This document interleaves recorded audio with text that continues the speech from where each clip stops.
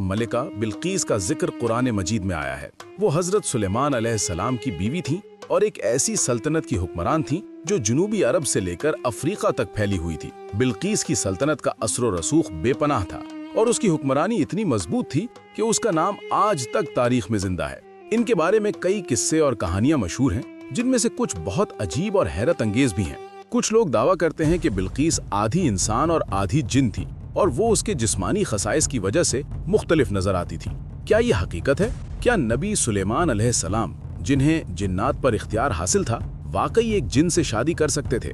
इस्लामी कहानियां इस मौजू पर क्या कहती हैं और ये कहानी कैसे एक छोटे परिंदे हुदहुद के जरिए एक अजीम तब्दीली का बाइस बनी? आइए इस कहानी को तफसील से जानते हैं। कहानी का आगाज एक छोटे से परिंदे हुदहुद से होता है। ये परिंदा हजरत सुलेमान अलैहिस्सलाम की फौज में एक अहम किरदार अदा करता था।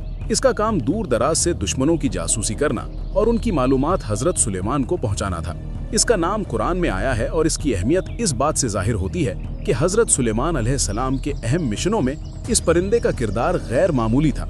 हुदहुद का काम सिर्फ परिंदों तक महदूद नहीं था, बल्कि इसने इंसानों और जिन्नात की दुनिया को आपस में जोड़ने का काम किया था। जब हजरत सुलेमान अलैहिस्सलाम ने अपनी फौज जमा की तो इसमें जिन्नात, परिंदे, जानवर और हवा भी शामिल थे। हजरत सुलेमान अलैहिस्सलाम की खासियत ये थी कि इसमें शामिल जिन्नात इंसानों की नजर से पोशीदा थे। जब ये फौज मैदान में आती थी तो दुश्मन इसके बाज अरकान को देख नहीं पाता था। एक दिन हुदहुद अपनी जासूसी की मुहिम पर था और उसका रुख मलिका सबा की सरजमीन की तरफ था। हुदहुद जब मलिका सबा की सरजमीन तक पहुंचा तो उसने देखा कि यहाँ के लोग सूरज की पूजा करते हैं। वो ये देखकर हैरान हुआ कि एक इतनी अजीम सल्तनत में लोग अल्लाह की इबादत के बजाय एक सितारे यानी सूरज को पूजते हैं। ये मंजर हुदहुद के लिए बेहद तकलीफ देह था। उसे ये समझने में देर ना लगी कि इन लोगों ने अल्लाह की इबादत छोड़कर शैतान के फरेब में आकर सूरज को माबूद मान लिया है। इस मौके पर हुदहुद ने सोचा कि हजरत सुलेमान को इस बात की इत्तला देना जरूरी है। उसने फौरन हजरत सुलेमान के पास वापस जाने का फैसला किया। जब हुदहुद हजरत सुलेमान के पास पहुंचा तो उसने हजरत सुलेमान अलैहिस्सलाम के सामने मलिका सबा की मुल्क की सूरत हाल पेश की और बताया कि वहाँ के लोग सूरज को सजदा करते हैं। हजरत सुलेमान अलैहिस्सलाम ने फौरन फैसला किया कि मलिका सबा तो अल्लाह की तरफ दावत दी जाए ताकि वो अपने झूठे माबूद को छोड़कर अल्लाह की इबादत करें। हजरत सुलेमान ने हुदहुद को एक खत दिया जिसमें मलिका सबा को अल्लाह की तरफ बुलाया गया था।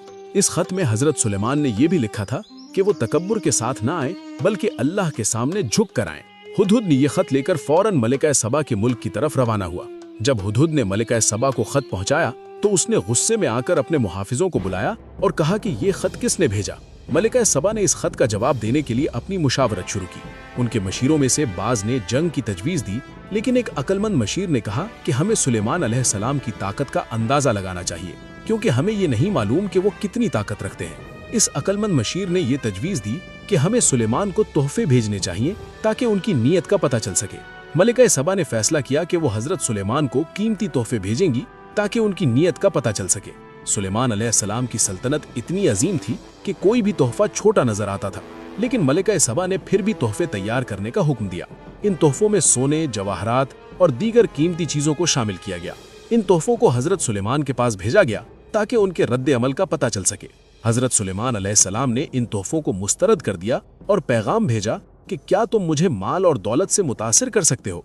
जो कुछ अल्लाह ने मुझे दिया है वो तुम्हारे तोहफों से कहीं बेहतर है।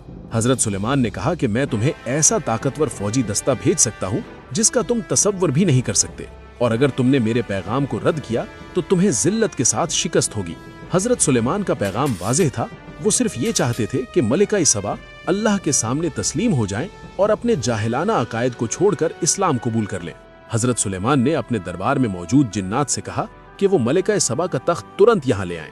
एक जिन ने कहा कि वो पलक झपकने से पहले तख्त ले आएगा, लेकिन फिर एक आलिम जिसे अल्लाह ने खास इल्म दिया था उसने कहा कि वो उसे पलक झपकने से पहले ले आएगा। जैसे ही हजरत सुलेमान ने इस आलिम के कौल को तस्लीम किया वो तख्त फौरन उनके सामने आ गया। ये वाकया हजरत सुलेमान की अल्लाह की तरफ से दी गई बेपनाह ताकत को जाहिर करता है। मलिका सबा जब हजरत सुलेमान के दरबार में पहुंची तो वो इस अजमत को देखकर दंग रह गईं। हजरत सुलेमान अलैहिस्सलाम ने उन्हें अल्लाह की वहदानियत और सही इबादत के बारे में बताया। हजरत सुलेमान ने बताया कि सूरज की पूजा करना अल्लाह के खिलाफ है और ये शैतान का फरेब है। ये बात सुनकर मलिका सबा के दिल में एक नई रोशनी पैदा हुई। उसने अल्लाह की हिदायत को कबूल किया और इस्लाम कबूल कर लिया। ये कहानी हमें ये सिखाती है कि सच्चाई, हिकमत और अल्लाह की हिदायत की सबसे बड़ी ताकत है। हजरत सुलेमान की हिकमत और हुदहुद की जुरत ने मलिका सबा की जिंदगी बदल डाली और इसके बाद उसने अल्लाह की हिदायत कबूल की। यही कहानी हमें सिखाती है कि सच्चाई और ईमान का रास्ता इंसान को दुनिया और आखिरत में कामयाब बनाता है। हजरत सुलेमान अलैहिस्सलाम की कुव्वत और हिकमत के जरिए हमें ये सिखाया गया कि अल्लाह की रजा के लिए अपने इल्म, ताकत और वसाइल का सही इस्तेमाल करना इंसान की सबसे बड़ी जिम्मेदारी है। अल्लाह की हिदायत इंसान के दिल में वो रोशनी डालता है जो उसे दुनिया और आखिरत में कामयाब बना देती है।